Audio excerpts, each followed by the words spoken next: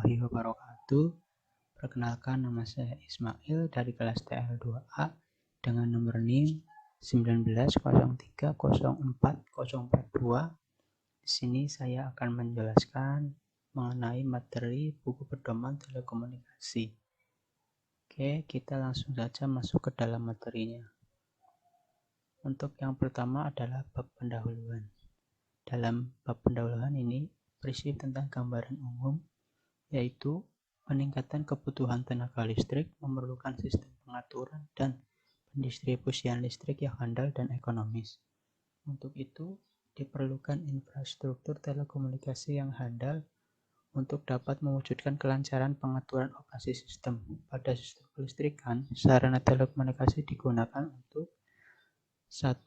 Komunikasi data meliputi SCADA, IT, metering, PGM, DFR, dan lain-lain. Yang kedua, komunikasi suara, yaitu telepon administratif, telepon operasional, dan telepon hotline. Yang terakhir atau ketiga yaitu proteksi dan teleproteksi. Oke. Yang kedua adalah bab mengenai pedoman pemeliharaan. Yang pertama dari isi bab pedoman pemeliharaan yaitu definisi dan fungsi bagian utama atau komponen. Yang pertama adalah PLC atau Power Line Carrier. Power Line Carrier merupakan peralatan telekomunikasi yang memanfaatkan propagasi perambatan gelombang frekuensi radio 50 sampai dengan 500 kHz dengan metode modulasi EM atau amplitude modulation melalui konduktor transmisi SUTT atau saluran udara tegangan tinggi dan SUTET atau saluran udara tegangan ekstra tinggi. Yang kedua adalah LMU, Line Matching Unit. Peralatan LMU berfungsi untuk menyesuaikan impedansi sistem PLC dengan impedansi sistem SUTT sehingga diperoleh pemindahan energi daya sistem PLC yang optimum. Perangkat ini dilengkapi dengan sistem pengaman elektris yaitu Protective Device atau PD dan fuse pengaman dengan kemampuan aliran arus listrik sebesar 5 ampere. Untuk gambar dari PLC dan LMU ini ada contoh-contohnya. Oke, yang selanjutnya yang ketiga adalah CC atau coupling capacitor. CC digunakan untuk menghubungkan sistem peralatan telekomunikasi PLC dengan sistem jaringan tegangan tinggi. Penggunaan CC saat ini jarang digunakan karena fungsi coupling kapasitor terdapat juga pada CVT atau kapasitor voltage transformer. Yang keempat adalah wave trap atau line trap. Wave trap berfungsi sebagai filter frekuensi pembawa PLC agar tidak masuk ke sistem peralatan jaringan tegangan tinggi. Dalam gardu induk, sebaliknya wave trap harus mampu menyalurkan arus listrik yang tinggi sesuai kebutuhan penyaluran daya pada sistem jaringan tersebut.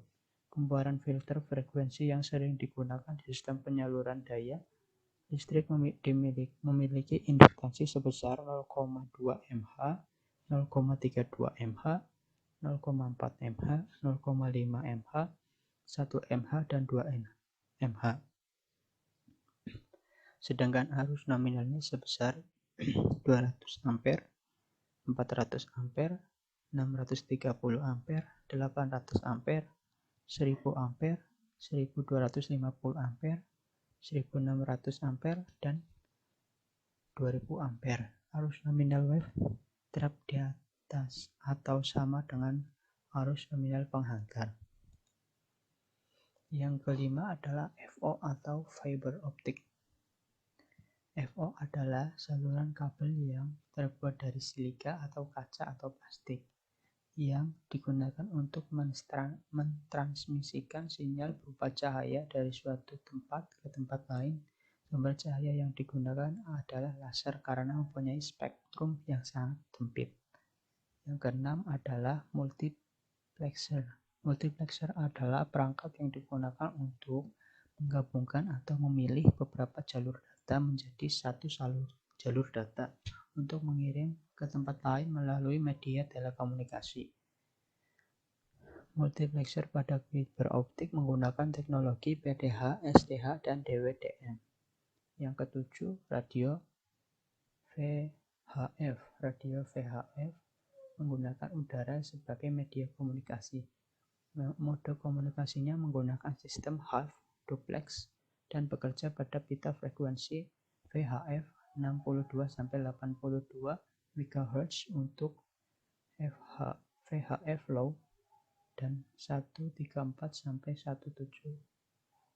MHz untuk VHF high.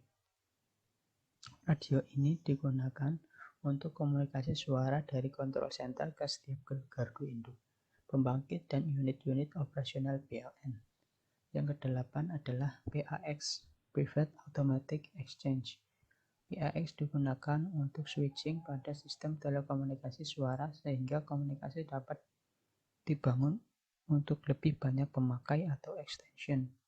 Dengan sambungan saluran keluar yang berupa trunk, masing-masing pemakai dapat disambungkan ke saluran luar melalui line, PSTN, jaringan GSM, dan CDMA atau ke jaringan PAX lain melalui media komunikasi antara lain yaitu PLC, FO, radio microwave, atau AF terminal. Yang kesembilan adalah teleproteksi. Teleproteksi berfungsi mengirimkan dan menerima command berupa kontak dari sistem proteksi sehingga harus mempunyai keandalan yang tinggi dalam pemrosesannya dan keamanan yang baik agar perintah yang dikirim maupun yang diterima sesuai dengan perintah yang dikirim dari sistem proteksi, bukan perintah yang diinginkan atau unwanted command. Yang ke-10, radio microwave.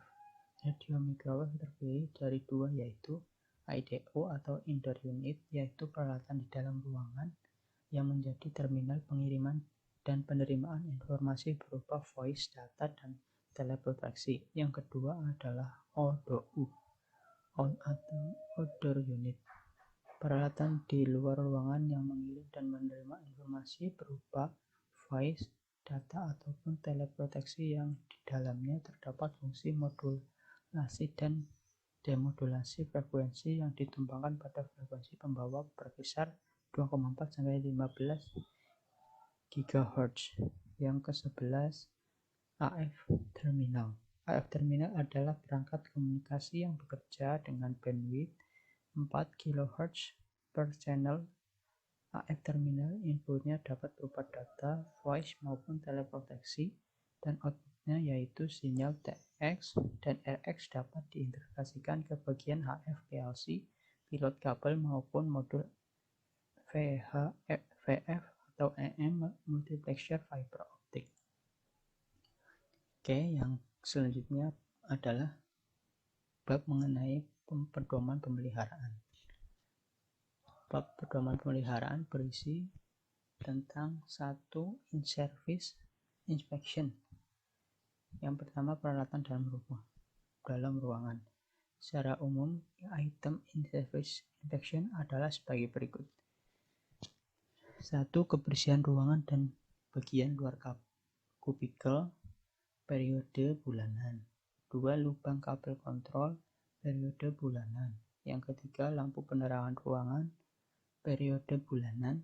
Yang keempat, suhu ruangan, periode bulanan. Kelima, kelembapan ruangan, periode bulanan. Yang terakhir atau keenam, bau, juga periode bulanan. Untuk peralatan atau komponen diantaranya yaitu PLC. Pada peralatan indoor PLC, item in-service inspection adalah sebagai berikut. 1. Indeksi main alarm atau panel bulanan. 2. Indeksi pada modul periode bulanan.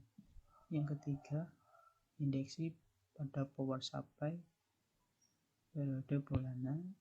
Yang keempat, indeksi meter AGC level pada PLC analog periode bulanan. Yang kelima, indeksi komunikasi internet atau TX RX pada PLC digital periode juga bulanan. Yang kedua, multiplexer. Pada peralatan multiplexer, item in service inspection adalah sebagai indeksi alarm, yang kedua indeksi power supply, yang ketiga indeksi komunikasi internet atau TXS periode bulanan support. Yang ketiga, radio VHF. Pada peralatan radio, item in service inspection adalah sebagai berikut. 1. Indikator charger 12 VDC periode bulanan. Yang kedua, tegangan baterai 12 VDC periode bulanan. Yang ketiga, indikator baterai 12 VDC. Dan burung kering, indikasi warna basah, level elektrolit periode harian. Yang keempat, kondisi push to start periode harian. Yang kelima, kondisi kabel koaksial periode bulanan. Yang keenam, kondisi dan posisi antena periode bulanan. Yang ketujuh, uji komunikasi ke kontrol center atau dispatcher periode harian. 8. Kondisi sistem grounding periode bulanan. Yang ke-9, kondisi lampu tower antena periode bulanan. Yang kedua adalah peralatan luar ruangan. Di antaranya yaitu wave trap. Pada peralatan wave trap, item in service inspection adalah sebagai berikut.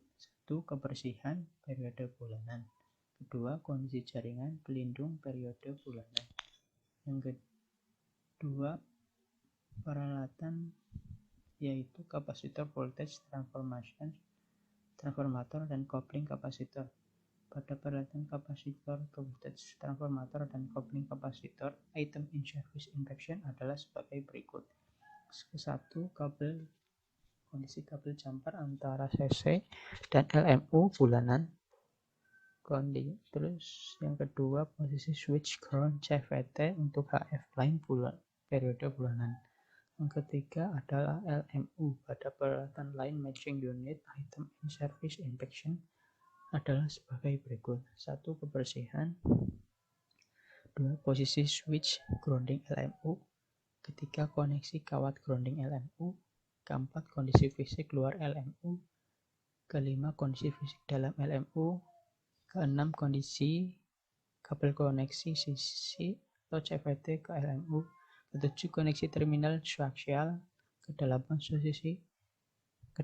posisi switch grounding protective device atau bila ada. 9. Koneksi kawat grounding protective device bila ada. 10. Kondisi fisik luar protective device bila ada. 11. Kondisi fisik dalam protective device bila ada. Masing-masing periodenya adalah bulanan. Yang bagian kedua dari modul perawatan yaitu in service measurement. Service measurement adalah pengujian atau pengukuran peralatan telekomunikasi dengan kondisi sistem transmisi tidak padam atau bertegangan. Yang pertama yaitu PLC. In service measurement yang dilakukan pada perangkat PLC adalah pengujian lokal. Pengukuran untuk sisi pemancar disesuaikan dengan standar dari pabrik dan output pada posisi dummy load. Yang kedua, pengujian point to point. Pengukuran yang dilakukan secara berhadapan atau link disesuaikan dengan standar dari pabrik. Yang kedua, multiplexer. Pada multiplexer, pengukuran dan pengetesan tergantung dari jenis I/O yang dipergunakan, di antaranya tegangan power supply, komunikasi Ethernet, uji fungsi FXO dan FXS, uji voice frekuensi, uji komunikasi data, pemeriksaan logger yang masing-masing periodenya adalah 2 tahun. Yang ketiga adalah radio VHF. Pengukuran meliputi 1. Tegangan output charger 12 volt, kedua tegangan baterai 12 VDC, Yang ketiga, daya pancara. Yang keempat, sensitivitas penerimaan. Yang kelima, SWR. Yang keenam, frekuensi pancaran. Masing-masing periodenya adalah 1 tahun.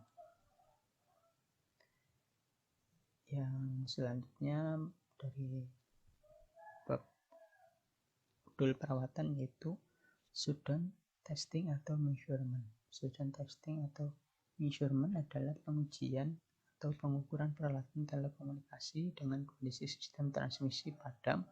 Peralatan telekomunikasi yang memerlukan kondisi sistem transmisi padam dalam melaksanakan shutdown atau testing measurement adalah peralatan wave trap. Secara umum, wave trap merupakan peralatan outdoor yang less maintenance. Kendati demikian, pembersihan dan pemeriksaan tetap diperlukan sebagai bagian CPM atau condition based maintenance.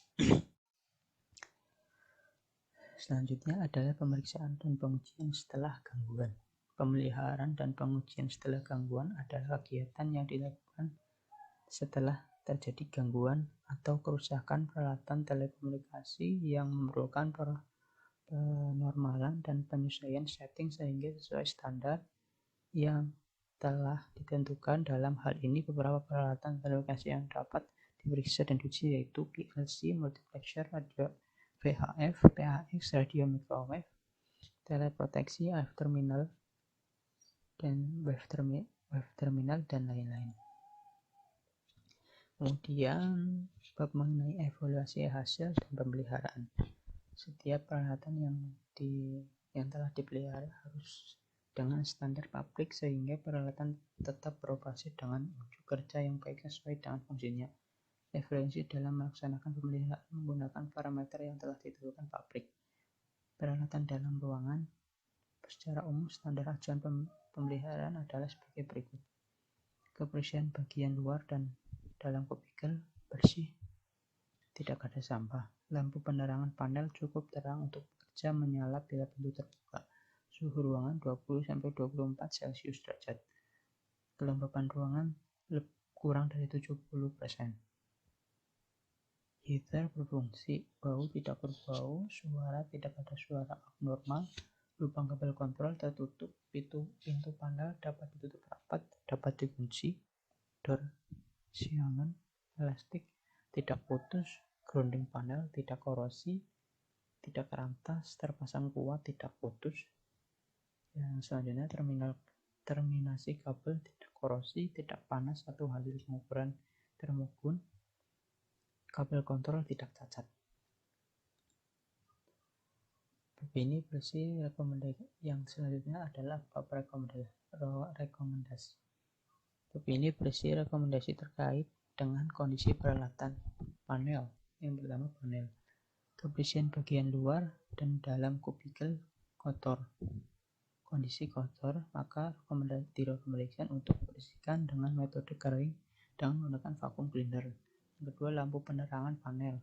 Jika kondisi redup, maka direkomendasikan periksa sistem penerangan, ganti lampu. Jika mati, maka ganti lampu. Jika tidak ada, maka pasang lampu. Suhu ruangan lebih dari 24 derajat Celcius. Maka direkomendasikan periksa kondisi lingkungan ruangan, periksa AC, perbaiki atau ganti AC. Kelembapan ruangan, jika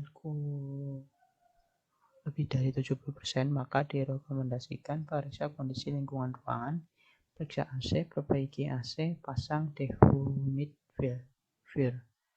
Yang kelima, heater. Jika rusak, maka perbaiki atau ganti. Yang keenam, bau. Jika berbau, maka cari dan tindak lanjuti tempat asal bau. Yang ketujuh, suara. Jika suara tidak normal, maka cari dan tindak lanjuti. 8. Lubang kabel kontrol. Jika tidak tertutup, maka menutup lubang. Yang ke-9, pintu panel. Jika korosi tidak bisa dapat ditutup rapat, tidak bisa dikunci, maka perbaiki. Yang ke-10, door silent. Jika tidak elastis, putus, maka harus diganti. Yang ke-11, grounding panel. Jika korosi, maka harus diperbaiki. Jika rantas, kendor, putus, hilang, maka diganti. Yang ke-12, terminasi kabel. Jika korosi, maka diperbaiki. Jika panas atau hasil pengukuran termokon, ganti. Yang ke-13, kabel kontrol terkelupas, maka harus diganti. Oke, mungkin sekian yang bisa saya sampaikan. Jika ada kesalahan kata atau kata yang kurang jelas, mohon dimaafkan. Assalamualaikum warahmatullahi wabarakatuh.